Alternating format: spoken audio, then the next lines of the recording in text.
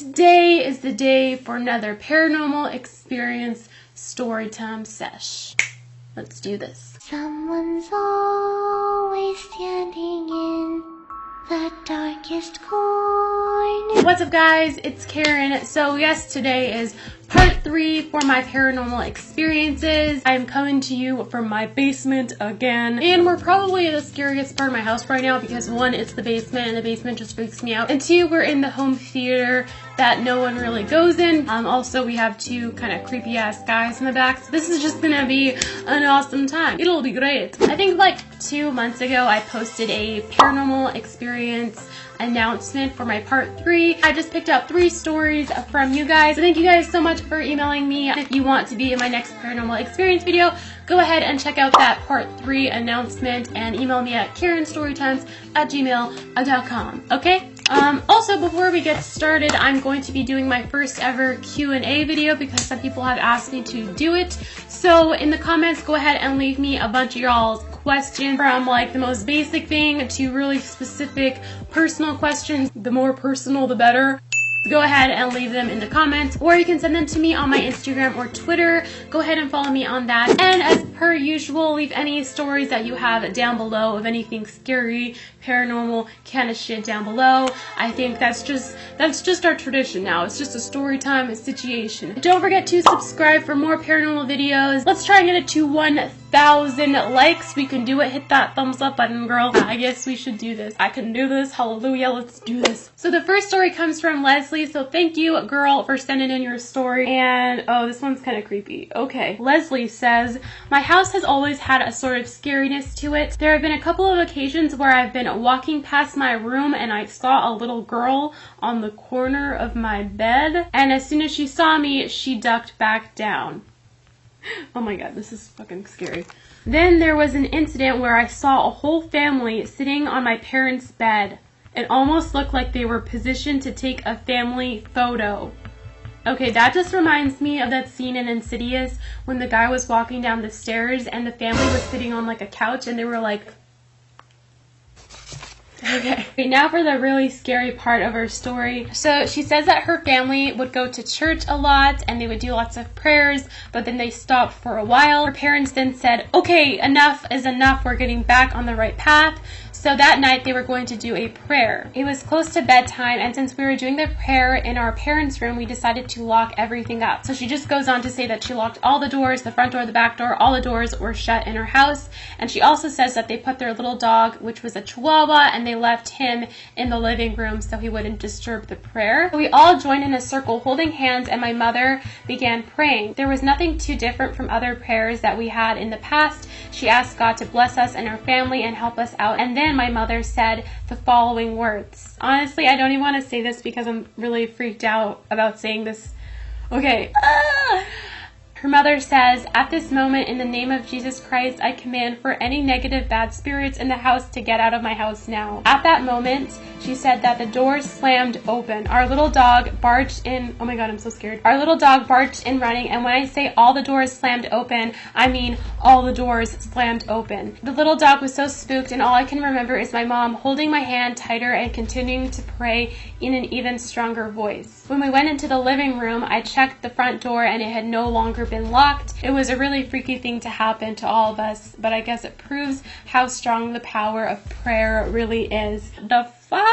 Alright, and that's what she says. That is so friggin' scary. What the heck? Okay, again, you guys can comment what you guys think about her story, and oh my god. Okay, we have to move on to the next one now. Okay. Next one comes from Asia. Is that how you say your name? I'm sorry. I'm so sorry. So this girl has a lot of like mini stories, but they all base around her house. So at the beginning of the email, she basically tells us that she moved into her friend's house, and there's a little bit of background history. She says that the house was built in 1919. 4 people died there. One was her friend's grandfather. He was the first one. He fell down a ladder and broke his spine and skull when he was trying to repair the roof. Second was her friend's grandmother. She died choking on porridge. She was 97 years old. Third was her friend's uncle. He had cancer and spent his last days there. And fourth was my friend's aunt. She died at the age of 4, and then she later explains that. She said, one night we had a family over that we were really close friends with. They had a daughter a bit older than me, and we both went to bed that evening. And when we both turned out the lights and wanted to lay down and sleep, I saw this thing next to my bed. It was like a black silhouette of a person not too tall. She says, I don't know why, but I reached out for it. Girl, why would you reach out for it? I would fucking run my ass out of there. She reached out for it, and in that moment, my friend just pulled me back and unlocked her phone to use it as a flashlight, and nothing was there, but we both saw it. We were both paralyzed for a couple of seconds before we stormed downstairs. Our parents were still talking, and we told them what happened. Then she says, the biggest and also worst thing was when I came home from school. My mother was sitting in this little pavilion that was like an entrance to our house. She was crying, and then she told me why. She had a big mirror in her room. This morning it shattered. She went upstairs to get the broom, and when she walked in, she saw a little girl sitting in the corner crying. She thought it was me because this girl was wearing one of my dresses, and she immediately hugged her. But after she asked a few times what was wrong, this girl turned to face her and screamed into her face and ran into the wall on the opposite side.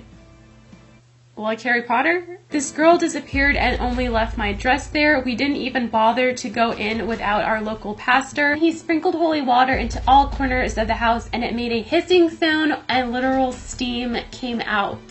So after that, we were looking for new houses. Okay, that's really scary. And she also gives another story about her siblings. She says that my little brother never has been one of those kids who'd run to their parents' bed at night until that very night. He screamed and ran into my parents' room and had a panic attack. He refused to sleep alone until he and his younger sister changed rooms. So pretty much her little sister and her little brother switched rooms. And she says that every night her mom would wake up in the middle of the night and she'd have to tell my sister to stop playing and to go to bed. But my sister would always say that the girl wanted to keep playing, and in general, her little sister would always tell us a lot about the girl in her room. What? For example, the girl didn't like men and boys, and after a few years, as my sister got older, things got more bizarre. She would still say things like, the girl doesn't like your boyfriend. Of course, this freaked us out. So I was curious, and I asked my friend why her aunt died. She hesitated, but then she told me that her aunt had been raped and killed upstairs by one of her cousins who was schizophrenic. So basically, the little girl was the aunt that died at age 4. Oh geez, that's creepy. So another story was that she said that she had a baby phone upstairs in her room. I don't know what a baby phone is, but okay. She says every now and then I get a midnight panic attack, and my mom would call me on the baby phone so I could talk to her and she could calm me down. One night I woke up to the sound of her banging against my door. Before I could open the door, my stepfather broke it open and they were running around the room asking me who's in here with me. There was no one, but they both heard a female voice singing your daughter's blood through the baby phone. Okay. So basically the ghost called her parents saying your daughter's blood, and that's why they tried to break open her door. Those are all of Isa's stories, so thank you, Isa, for sending those to me. Those are definitely really creepy, and I'm just more scared, but we only have one more story left, so let's do this, girl. So for this last story, I mean, it's a crazy, crazy, crazy story. I'm not going to explain any of it. I'm just going to go ahead and read it to you, and you guys can leave a comment down below and tell me what you think. So here we go. This is about the Russian sleep experiment. Towards the end of the 1940s, Soviet researchers sealed 5 prison inmates in an airtight chamber and dosed them with an experimental stimulant gas to test the effects of prolonged sleep deprivation. Their behavior was observed via a two-way mirror. Their conversations were monitored electronically. They had been promised their freedom if they could go entirely without sleep for 30 days. Girl. First of all, 30 days, girl, I could barely go without a nap in 1 day, so I would die by like day 2 for sure. Like, come on. By the 5th day, however, the subjects began showing signs of stress. They stopped conversing with their fellow inmates, choosing instead to whisper compromising information about one another into the microphone. Paranoia set in. On the 9th day, the screaming began. First one subject, then another, was observed running around the chamber, screaming at the top of his lungs for hours on end. Equally disconcerting was the reaction of the quieter subjects, who began ripping apart the books they'd been given to read, smearing the pages with feces and plastering them over the mirrored windows so their actions could no longer be observed. Just as suddenly the screaming stopped, the subjects ceased communicating altogether. 3 long days passed without a sound from inside the chamber. Fearing the worst, the researchers addressed the subjects via the intercom. "We are now opening the chamber to test the microphones. Step away from the door and lie flat on the floor, or you will be shot. Compliance will earn one of you your immediate freedom." A voice from the inside answered, "We no longer want our freedom." 2 more days passed without contact of any kind as the scientists debated what to do the next. Finally, they decided to terminate the experiment. At midnight on the 15th day, the stimulant gas was flushed from the chamber and replaced with fresh air in preparation for the subjects' release. Far from being pleased at the prospect of leaving the chamber, the subjects began screaming as in a fear for their lives. They begged to have the gas turned back on. Instead, the researchers unsealed the door to the chamber and sent armed soldiers inside to retrieve them. Nothing could prepare them for what they witnessed upon entering. One subject was found dead, lying face down in 6 inches of bloody water. Chunks of his flesh had been torn off and stuffed into the floor drain. All the test subjects were found to have been severely mutilated. What's worse, the wounds appeared to be self-inflicted. They had ripped open their own abdomens and disemboweled themselves with their bare hands. Some had even eaten their own flesh. The 4 who were still alive seemed terrified of falling asleep and refused to leave the chamber, again pleading with the researchers to turn back the gas on. When the soldiers attempted to remove the inmates by force, they fought back so ferociously they couldn't believe their eyes. One suffered a ruptured spleen and lost so much blood that there was literally nothing left for his heart to pump, yet continued flailing for a full 3 minutes until his lifeless body collapsed. The remaining subjects were restrained and transported to a medical facility for treatment. First to be operated on, fought so furiously against being anesthetized, okay, I can't say that word, that he tore muscles and broke bones during the struggle. As soon as the anesthetic took effect, his heart stopped and he died. The rest underwent surgery without sedation. Without sedation? What? Far from feeling any pain, they laughed hysterically on the operating table, so hysterically that the doctors, perhaps fearing for their own sanity, administered a paralytic agent to immobilize them. After surgery, the survivors were asked why they had mutilated themselves and why they so desperately wanted to go back on the stimulant gas. Each in turn gave the same answer: "I must remain awake." The researchers considered anthenuizing them to obviate every trace of the failed experiment, but they were overruled by their commanding officer, who ordered that it be resumed immediately, with 3 of the researchers joining the inmates in the sealed chamber. Horrified at the prospect, the chief researcher pulled out a pistol and shot the commanding officer point blank. He then turned and shot one of the 2 surviving subjects. Pointing his gun at the last subject, he asked, "What are you? I must know." The subject then replied, smiling, "Have you forgotten? We are you. We are the madness that lurks within you, all begging to be free at every moment in your deepest animal mind. We are what you hide from your beds every night." The researcher then fired a bullet into his heart. The EEG monitor flatlined as the subject murmured these last words, "So nearly free." Oh, that scared me. Alright, so obviously that is not true. It's kind of like an urban legend. Somebody sent me that story, and then I ended up Googling the Russian experiment. You guys can go ahead and Google it. There's a whole bunch of stuff on this kind of story. It's kind of a weird story. I have no idea who wrote it, but I decided to read it because, I don't know, it's just kind of like really creepy and weird.